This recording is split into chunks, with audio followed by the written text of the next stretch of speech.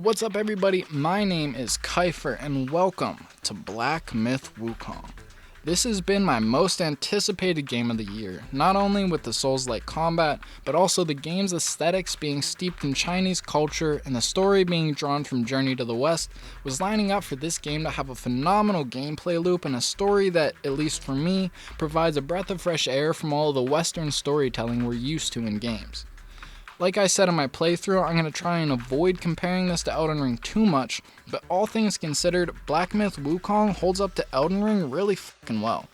This whole review is spoiler free, and I will have a full spoiler review uploaded within the next week or so. I will, however, be showing some of the early game cutscenes in case you don't want any visual spoilers. Right off the bat, the combat in this game feels amazing. Even with some of the performance issues I've been having, the combat feels so smooth and so fluid to the point where there are a lot of instances where it almost feels better than Elden Ring. The game gives you several stances which you can switch between in combat, with the actual combat mechanics being your standard light attack, heavy attack, charged, heavy, and dodge, with the addition of some Genshin Impact / Wuthering Waves type abilities in the form of spells. All of this together, along with a huge amount of variations in the actual animations, makes the combat in this game some of my favorite in a while, with maybe the Spider-Man games being the only series that can really hold a candle to how good this combat feels. But that is a perfect segue into talking about the animations, and oh my god, the animations in this game might be the best that I've ever seen. This game truly feels like Elden Ring with Mortal Kombat cinematics.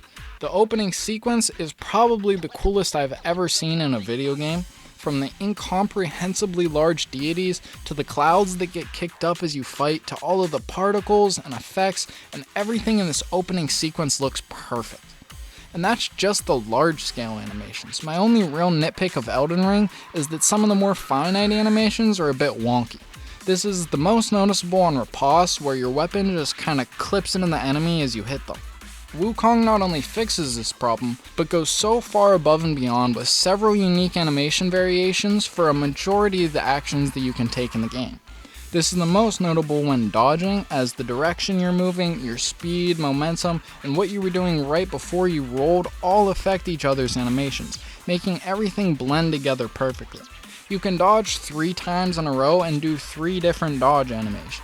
This is a small thing, but subconsciously, it does an enormous amount to suspend your disbelief because all of the variations and transition animations make the movement all feel so much more realistic, allowing the ultra fantastical setting to maintain a very grounded feel.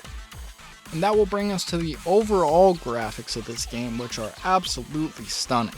From the trees and the foliage, to the character designs and the hair simulations, this game looks phenomenal.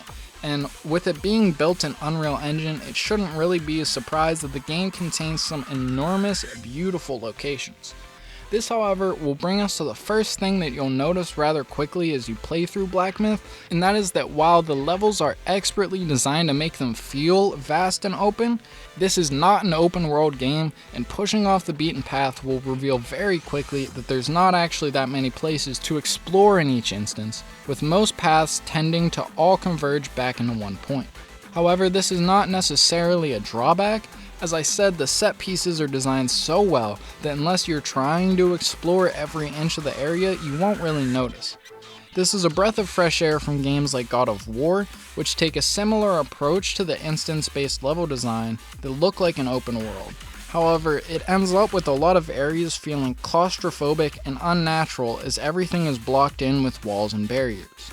Black Myth definitely alleviates this problem with its design, but that causes you as the player to run into invisible walls much more frequently as you try and walk through areas that seem like paths, but are really not. And I'd imagine at least part of the decision to make the game instance-based rather than open world was to keep loading times down, as Unreal Engine is kinda infamous for being difficult to optimize. We saw this with Wuthering Waves' abysmal release, with that game being completely unplayable on a lot of machines, even though they were meeting the spec requirements for the game, and we know it was an optimization problem because changing the graphic settings had zero impact on the issues of freezing and stuttering. And while it hasn't been to nearly the same extent, I faced some of these same problems with Black Myth Wukong. I know my computer isn't the strongest, but if I can run GTA, Elden Ring, and Red Dead Redemption 2 without any issues, I have a hard time believing it's my PC that can't handle this game. Not only that, but I went back and I replayed the intro of the game with the most potato graphics that I could set my game to, and I was still stuttering on the exact same frames as when I was running the game on a higher graphic setting with OBS running at the same time, which pretty clearly indicates to me that this is stemming from an issue of optimization. With that being said, this is nowhere near the state that Wukong was when it first released, and I definitely expect this to be fixed in the coming patches for the game. Outside of that, I don't think I ran into a single bug in my entire time playing that wasn't just a result of the game lagging. Everything feels really well put together, the combat systems feel like they were designed and planned out to work in tandem with one another, and the game just feels so good to play overall.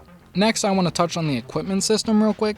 Black Myth Wukong features dozens of pieces of armor, with many belonging to sets which operate just like artifacts in Genshin and Wuthering. Whenever you have 2 pieces equipped from the same set, you get the first set bonus, and if you have all 4, you get a second, stronger set bonus. This means that there are tons of combinations of armor pieces and sets that you can mix and match to give your builds different buffs.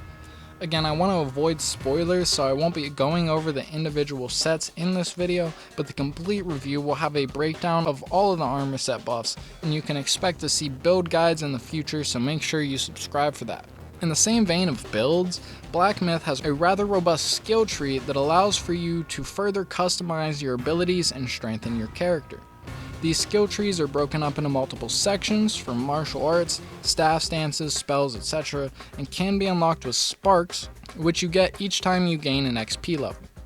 Unlike Elden Ring, however, Wukong allows you to respec your character at any time completely for free, meaning you can experiment and test out any skills you want, and if you end up not using it, you can just reset your points and not unlock that skill that you didn't like. And lastly, without going into any details or spoilers, the bosses in this game are fucking phenomenal. There are 91 bosses in total, and they feel like they're meant to be the main focus of the game. Especially in the early game, you will fight 5 or 6 bosses back to back as the game teaches you the ropes. And don't let the fodder enemies you encounter before the bosses deceive you. Unlike Elden Ring, the low-level enemies in this game do very little damage and have very little health, with them only really becoming a threat when they have numbers over you, and even then, as long as you're paying attention to where the enemies are, it's not that difficult to keep track of. But when you get to the bosses, you will find out very quickly that they feel much more like Souls enemies. The movesets are much stronger, their combos are much longer, and they have way bigger health pools.